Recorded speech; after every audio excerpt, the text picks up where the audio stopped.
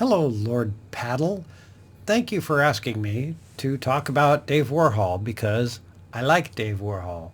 And thank you for asking me to talk about Rad Gravity because I like Rad Gravity too. My origin story as the Fat Man features Dave Warhol very heavily. He was my brother's roommate in college, and he was working for Intellivision. I asked him if I could get into the business somehow. He said, well, you write music, don't you? And I said, well, kind of. He said, well, write me this tune. So I wrote a tune for him, and that's kind of how I got into the business. And then many years later, we started working a lot together. And one of the first ones, I think, was this one, Rad Gravity. I just dug into the old Fat Man file cabinet and found a little piece of paper. This is a copy of a fax, so that the fax wouldn't fade, and printed out on a dot matrix printer, faxed, and then I took the fax and Xeroxed it so that it wouldn't fade. Oh my gosh, that was the tech.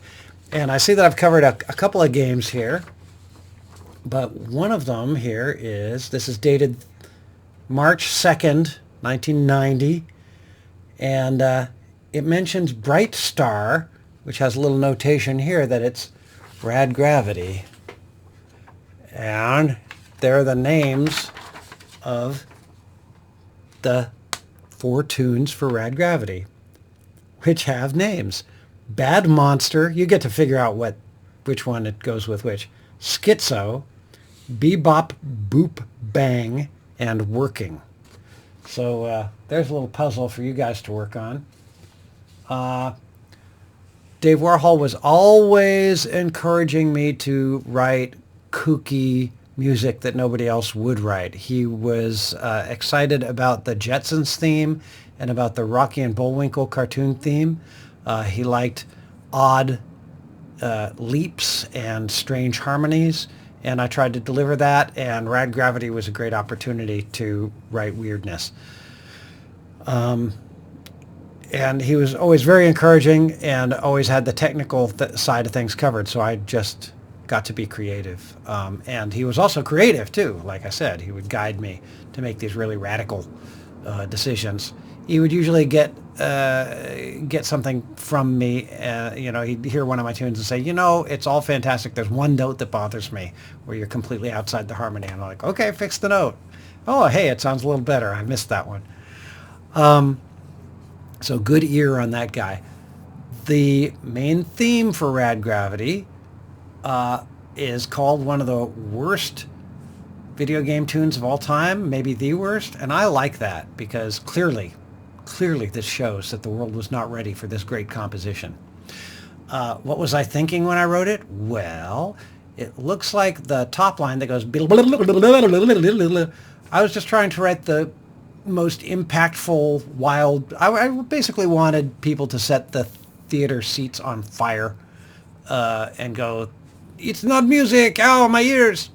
So I wrote, it may be a 12-tone row. It may be one of those things where you don't repeat any note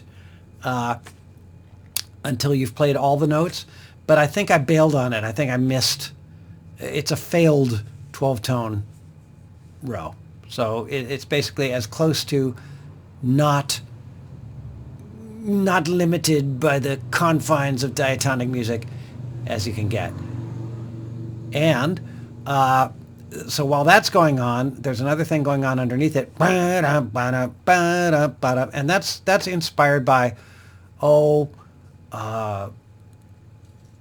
Uncontrollable Urge by Devo. It's pretty close to that. I got an uncontrollable urge.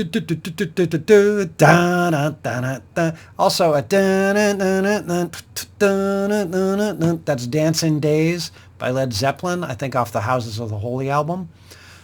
So that's those two elements are going on at first. And then what happens? That's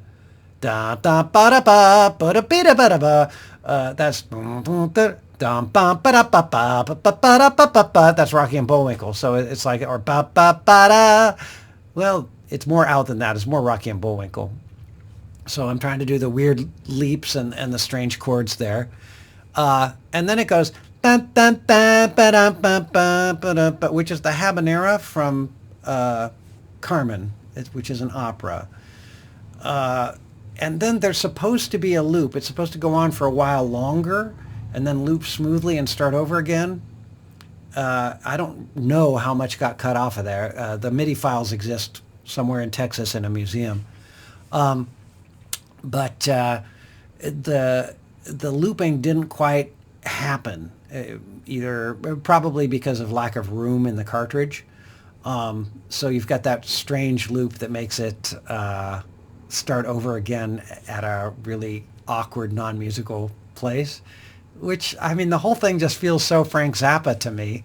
I'm very pleased with how it turns out. So yay, worst song of all, worst video game music of all, yay Dave Warhol, yay Rad Gravity. And I guess that Rad Gravity, I guess it used to be called Bright Star. So that's probably the working title for it, because there it is, Bright Star. I can also see that The Dungeon was eventually called Swords and Serpents for Swords and Serpents for NES, and Total Recall was eventually called Total Recall. So that is the story. That is the glory of, what was it called again? Bright Star, Rad Gravity. Love you, Lord Paddle.